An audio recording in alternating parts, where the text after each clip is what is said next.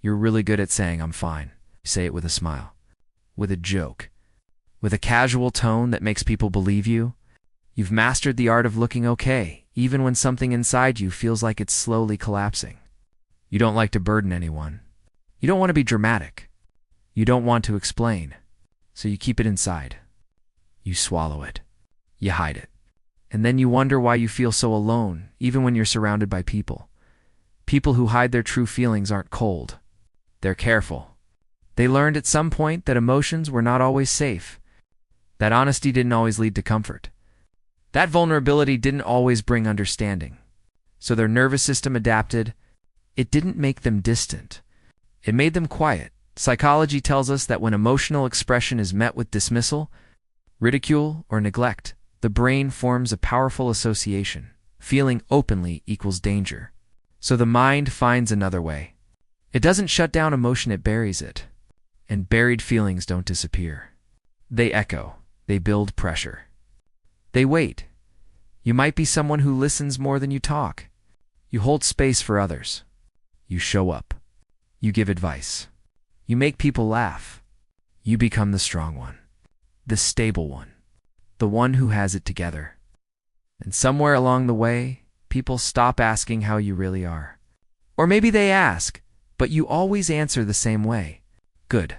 Fine. Okay. Because telling the truth feels complicated. Because explaining how you actually feel would take too long. Because you don't even fully understand it yourself. Neuroscience explains that when emotions are suppressed, they don't vanish, they reroute. They show up as exhaustion, as overthinking, as random waves of sadness, as a tight chest at night, as unexplained anxiety, as feeling disconnected from yourself. You start feeling like a stranger in your own body. People who hide their feelings often feel deeply, sometimes more deeply than anyone realizes. They just don't know how to let it out safely. So they keep it behind a mask of calmness, humor, productivity, silence.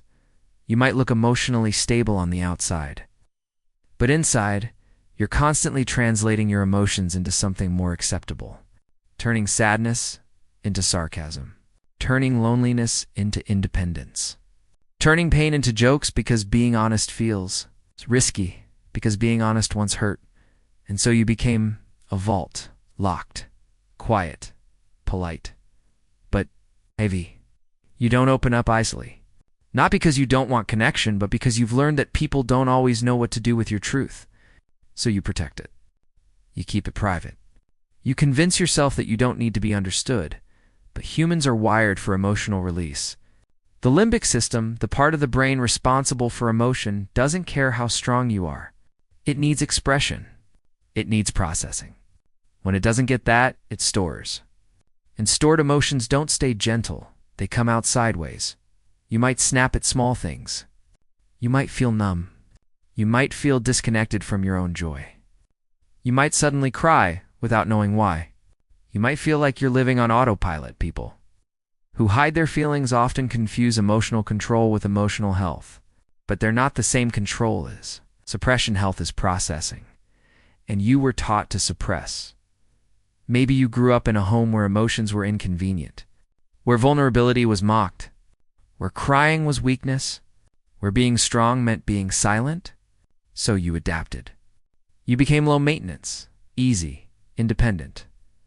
But being easy is not the same as being okay. There's a deep loneliness that comes with being emotionally unseen. Not because people don't care, but because they don't know. You don't let them know. You don't want to explain. You don't want to open that door, so you carry everything quietly. And quiet suffering is the hardest kind. You smile when you want to scream. You say it's nothing when it's everything. You keep moving.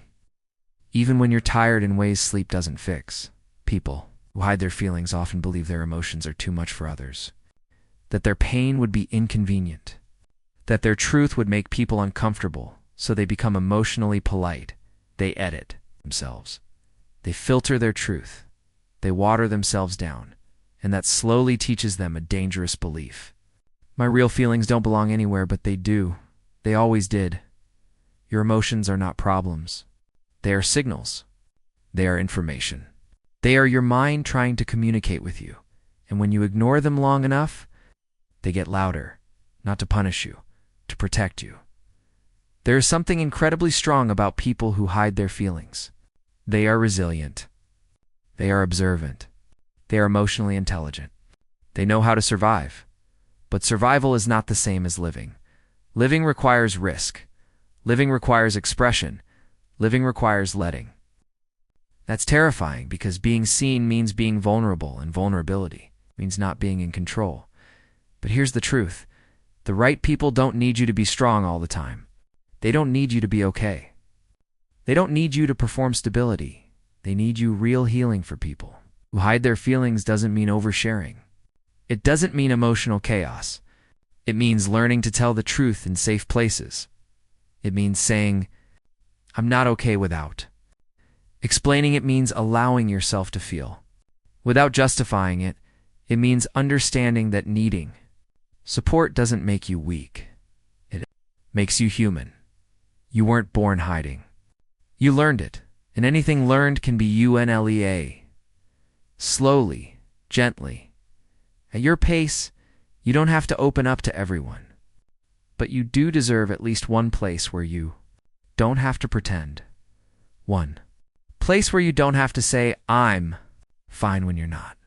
One place where your silence doesn't have to carry everything, because the truth is you've been strong for a long time, and strength isn't about how much you can hold.